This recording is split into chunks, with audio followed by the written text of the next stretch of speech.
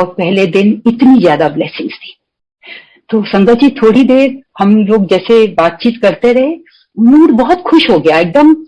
जो पहले हम जो सोच के आए थे वो सारा माइंड से निकल गया और इतना खुशी का माहौल था वहां पे। पर फिर थोड़ी देर के बाद Guruji were still talking to people और हमने सोचा कि मे बी नाउ हमें जाना चाहिए कि काफी देर हो गई। तो हम गुरुजी से आज्ञा लेने गए। देखिए गुरु किसी ने संगत जी हमें बताया नहीं, बट ऑटोमेटिकली जो गुरुजी चाहते हैं आप वही करते हो। You understand the protocol. हमने गुरुजी से जाके आज्ञा ली कि गुरुजी अब हम चलते हैं। तो संगत जी गुरुजी ने देखो इतने प्यार से कहा। आजकल एम्पायर स्टेट में गुरुजी नॉर्मली कहते थे आंदे रहो, मतलब आते रहिए और ब्लेसिंग्स लेते रहिए।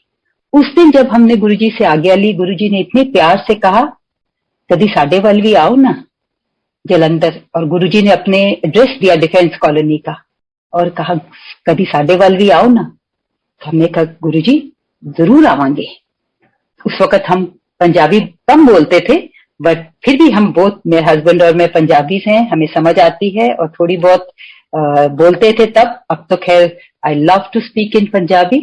तो गुरुजी ने कहा, हमने कहा जरूर आवांगे गुरुजी। तो संगत जी दैट वाज द बिगिनिंग। वो हमारी गुरुजी की के इस अवतार में गुरु रूप में हमारी शुरुआत थी। तो उसके बाद संगत जी जैसे गुरुजी ने कहा था हम जलंधर गए।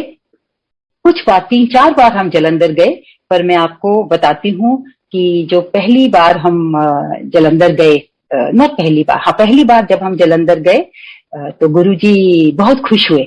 गुरुजी बहुत खुश होते थे जब आप उनको प्यार देते थे, और इसीलिए बार बार कहा जाता है कि आप परमात्मा को, गुरुजी को सिवाय प्यार के कुछ नहीं दे सकते, और आपके सच्चे प्यार के अलावा किसी और चीज की वैल्यू ही नहीं है कि परमात्मा को वही चाहिए। बाकी जो भी कुछ हम उनको देते हैं वो सब उन्हीं का दिया है, तो हम पैकेज करके फिर उनको चढ़ा देते हैं, सेवा के नाम पर कर देते हैं, वो सब उन्हीं का दिया है। वो भी सही है, जहां जरूरत है वहां करिए, और सबसे ज्यादा गुरुजी को सिर्फ प्यार चाहिए। और हमने देखा है कि कैसे बच्चे की तरह गुरुजी का चेहरा खिल जाता था जब आप, मतलब genuinely you just did small things for him. So हम जब गए तो गुरुजी बहुत खुश हुए, और जो थोड़ी बहुत वहां संगत बैठी थी तो गुरुजी कहते मैनू मिलन आयन, ए फौजी ने, एक गुरदासपुरों आयन। गुरुजी लव्ड फौजीज, एंड व्हाई ही लव्ड फौजीज, बहुत संगत ने बताया है कि जो फौजी होते हैं ना उनकी लाइफस्टाइल बहुत ही स्ट्रेट फॉरवर्ड, ऑनेस्ट और सिंपल होता है। उनको कभी भी ऐसी जरूरत नहीं पड़ती कि वो किसी तरह की मैनिपुलेशंस करें अपना, just to achieve certain aims. कभी भी उनको ऐसी जरूरत नहीं पड़ती। तो that is what Guruji life, कि आप कैसे अपनी लाइफ जिए, hardworking, simple, straightforward, honest, और किसी के टोस पे मत खड़े होइए। डू नॉट ट्रबल एनीबडी, ना ही किसी का हक मारिए। एंड मोस्ट ऑफ द फौजीज you will see are like that. I'm not saying only फौजीज are like that. Guruji loves all his संगत, और फौजियों को प्यार करने का सबसे बड़ा एक कारण ये था। एंड ऑल्सो कि सेवा और समर्पण का सबसे बड़ा उदाहरण क्या है, that you can sacrifice your life. There is no other सेवा और समर्पण more than that, and every फौजी does that. और जब भी आप किसी प्रकार की सेवा करते हैं गुरुजी के लिए, गुरुजी हमेशा आपको उसका रिवॉर्ड देते हैं, किसी न किसी प्रकार की ब्लेसिंग जरूर देते हैं। तो जब फौजी इतनी बड़ी सेवा करते हैं अपने देश की, गुरुजी उनको क्यों ना प्यार करें, बहुत प्यार करते हैं गुरुजी, दिल से प्यार करते हैं। सो इस वजह से भी गुरुजी बड़े प्यार से सबको, गुरुजी ने सबको बड़े प्यार से कहा कि मैनू मिलन आयन, गुरदासपुर आयन।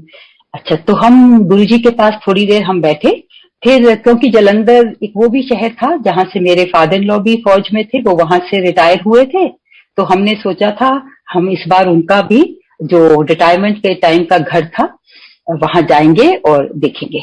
सो थोड़ी देर हम गुरुजी के पास बैठे, चाय प्रसाद लिया, फिर हमने गुरुजी से आज्ञा ली। जब हम गुरुजी से आज्ञा लेने गए तो गुरुजी ने कहा नहीं हाले नहीं तुसी, my husband was a major then, उन्होंने कहा कि मेजर साहब तुसी भी साडे नाल चलो। गुरुजी किसी संगत के घर जा रहे थे, किसी फौजी के घर ही जा रहे थे जलंधर में। गुरुजी हमेशा जाते थे, जैसे अब आते हैं हर सत्संग में, तभी भी गुरुजी अपने संगत के घर एज फ्रेंड्स जाते थे, उनके पास जाके टाइम स्पेंड करते थे। तो गुरुजी की गाड़ी बाहर लगी हुई थी, तो गुरुजी ने कहा कि मेजर साहब तुसी भी साडे नाल चलो। अब हमारा माइंड कुछ और था, बट एकदम गुरुजी की जो आज्ञा हुई, हम बस वही चल पड़े गुरुजी के साथ। और जैसे ही बाहर आए तो लाइक आई सेड, हमने देखा गुरुजी की गाड़ी लगी हुई थी, पर गुरुजी कहते नहीं तुहाडी गड्डी च चलांगे। तो हम बड़े खुश हुए। तो मेरे हस्बैंड, मैं थे, दोनों बच्चे, एंड हमारी हेल्प भी थी, बट फिर भी we had a fear then. But बड़ी खुशी से गुरुजी को हमने अपनी कार में बिठाया, और फिर बैठने के बाद गुरुजी ने डायरेक्ट किया कि कहाँ जाना है। रास्ते में संगत जी एक जलंधर में, पहले अभी भी होता है कि सर्दियों में फ्रूट जूस वाले स्टॉल्स बहुत होते हैं और सब लोग रुक के जूस पीते हैं। तो सडनली हम जब मेरे हस्बैंड गाड़ी चला रहे थे तो गुरुजी ने एकदम बोला कि जूस पियोगे? तो हमने बोला हाँ हाँ गुरुजी जरूर पियेंगे। हमें लगा कि शायद गुरुजी जूस पीना चाहते हैं, तो हम एकदम गाड़ी रोकी साइड में। हमने देख लिया था वो स्टॉल, और मेरे हस्बैंड बाहर निकले। उन्होंने सोचा कि कहीं गुरुजी ना निकल के ऑर्डर करें, और he didn't want him to go and pay. देखिए हमारी जितनी सोच थी संगत जी, हम उसी हिसाब से, for us he was a gentleman, a महापुरुष। एंड गुरुजी ऐसा ही फील कराते थे, ऐसी बातें करते थे कि ये हमें कभी ख्याल नहीं आया कि गुरुजी क्या हैं। सो एनीवे उतर के हमने जूस बनवाया, और फिर खिड़की से वो जूस वाले ने लाके दिया। We all had juice. फिर मेरे हस्बैंड ने जब पैसे दिए तो वो जूस वाला ने बिल्कुल लेने से इनकार कर दिया। उसने अपने कानों पे हाथ लगाया और गुरुजी की तरफ देखने लगा सिर झुका के। तो काफी इंसिस्ट किया, पर उन्होंने पैसे नहीं लिए। तो ये भी गुरुजी की कृपा थी। किस तरह से क्या कल्याण कर रहे थे गुरुजी को पता है। और फिर हम गुरुजी के साथ उन संगत के घर गए, थोड़ी देर वहां बैठे। फिर हमने जब वहां से आज्ञा ली तो गुरुजी ने कहा हाँ हुन तुसी जाओ। देखो संगत जी, कोई तो कल्याण गुरुजी ने जरूर किया उस वक्त, जो मुझे कभी भी उस वक्त बिल्कुल ख्याल नहीं आया। It is only about 6 months अगो, बिल्कुल 6 महीने पहले मुझे इस बात का ज्ञात गुरुजी ने कराया कि क्यों वो हमारी गाड़ी में बैठे थे। क्योंकि अब तो गुरुजी कभी दर्शन देते हैं, कभी टेलीपैथी के थ्रू बताते हैं, मैसेज दे देते हैं। वो बिल्कुल उन्होंने मुझे क्लियरली समझा दिया, क्योंकि इस कार का एक एक्सीडेंट था, बड़ा एक्सीडेंट लिखा था। और वो मेरे father, I will not go into detail क्योंकि फिर I will not be able to cover much. मेरे फादर इन लॉ की जो एक पत्री थी, उसमें भृगु महाराज की जो बनाई हुई पत्री होती है, उसमें क्लियरली लिखा था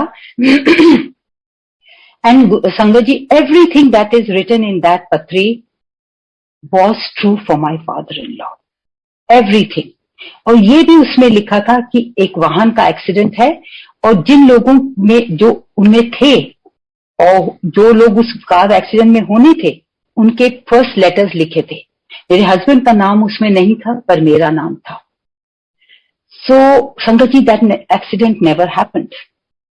तो 6 महीने पहले मुझे गुरुजी ने समझाया कि क्यों वो हमारी गाड़ी में बैठे थे। तो गुरुजी की जो ब्लेसिंग्स है ना, गुरुजी जरूरी नहीं हर बात आपको बता के करेंगे। जैसे मैंने कहा, जितना वो बताना चाहते हैं उतना ही वो बताते हैं, जितना जताना चाहते हैं और कब बताना चाहते हैं वो तभी बताते हैं। So this was a very very beautiful blessings. और उसके बाद एक और बात, मैं एक और अपने जलंधर का बड़ा प्यारा सत्संग सुनाना चाहती हूँ। एक बार मैं अपनी मदर को लेके गई। मेरी मदर दिल्ली में है, तो मैं जब उनको मिलने आई तो उन्होंने मुझे बताया कि उनकी बैक में, मिडल ऑफ द बैक में बहुत तकलीफ थी। मैं उनको एकदम बोला, मेरे लिए तो कोई चिंता की बात ही नहीं थी, बिकॉज मेरे पास गुरुजी थे। मैंने उनको कहा कि आप मेरे साथ चलिए जालंधर, मेरे गुरुजी हैं। तो मेरी मदर मुस्कुराई और बोली, अच्छा तू कब से गुरु वाली हो गई? मैंने कहा, नहीं आप चलिए मेरे साथ। संगत जी, गुरुजी की बहुत मेहर थी, वो चाहते थे कि मेरी मदर आए, तो मेरी मदर तैयार हो गई। मैं अपनी मदर को लेके जलंधर गई और किसी फ्रेंड के पास रही, जो गुरुजी को के बहुत प्यार करते थे, गुरुजी के भक्त थे। तो जब मैं और मेरी मदर गुरुजी को मिलने गए, तो फिर जैसे मैंने पहले कहा, गुरुजी बहुत खुश हुए। और हम बैठे हुए थे उधर, तो गुरुजी मेरी मदर को कहते हैं, फिर दसो की सेवा करिए।